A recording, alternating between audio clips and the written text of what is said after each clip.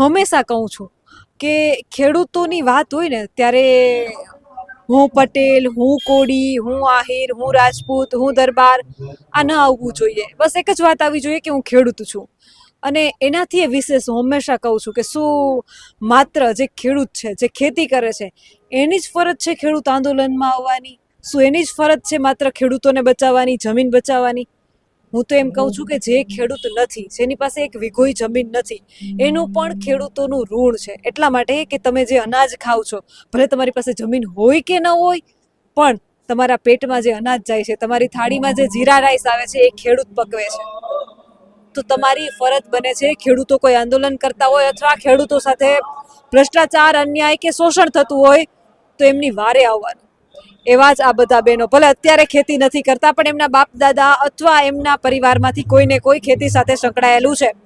અત્યારે એ શહેરમાં રહે છે, કોઈને કોઈ ધંધા સાથે સંકળાયેલા છે, કોઈ સેવાકીય પ્રવૃત્તિઓ સાથે સંકળાયેલા છે. એમ છતાંય જેતપરમાં જે ખેડૂતો આંદોલન કરી રહ્યા છે, ઉપવાસ ઉપર બેઠા છે, રાત્રે રામધૂન ચાલે છે, ત્યારે આ બધી બહેનો, કેમેરામેનને વિનંતી કરું કે આ બધાય બહેનોને બતાવવામાં આવે. આ બધાય એ બહેનો છે કે જે ખેડૂતોને વહારે, ખેડૂતોને જે પ્રોત્સાહન આપવામાં છે. રાત્રે લગભગ 10:30-11નો સમય થઈ ગયો છે, ત્યારે પણ એ બહેનો મોરબીથી જેતપર આવે છે ખેડૂતોને ટેકો આપવા માટે, એમને મદદ કરવા માટે, એમનો ઉત્સાહ વધારવા માટે. મારી સાથે એ બેન ઉપસ્થિત છે કે જે સેવાકીય પ્રવૃત્તિ કરે છે, કેટલાય લોકોને ટિફિન જમવાનું પહોંચાડે છે. કહેવાય છે ને કે અન્ન જેવું કોઈ પૂન નથી.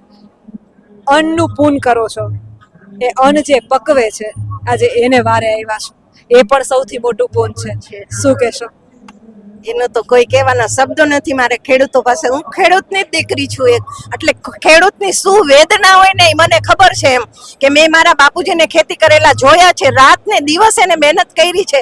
એની ખેડૂતની શું વેદના હોય ને એ મને બધી ખબર છે. એટલે હું આજે ખેડૂત જેતપરમાં જે કોઈ ભાઈઓ બહેનો ઉપવાસ ઉપર બેઠા છે ને એના પ્રોત્સાહન વધારવા માટે આવી છું. એમ બીજું કે તમે સેવાકીય પ્રવૃત્તિ સાથે જોડાયા છો, મારા દર્શક મિત્રોને ખાસ જણાવો કે તમે શું સેવાકીય પ્રવૃત્તિ કરો છો.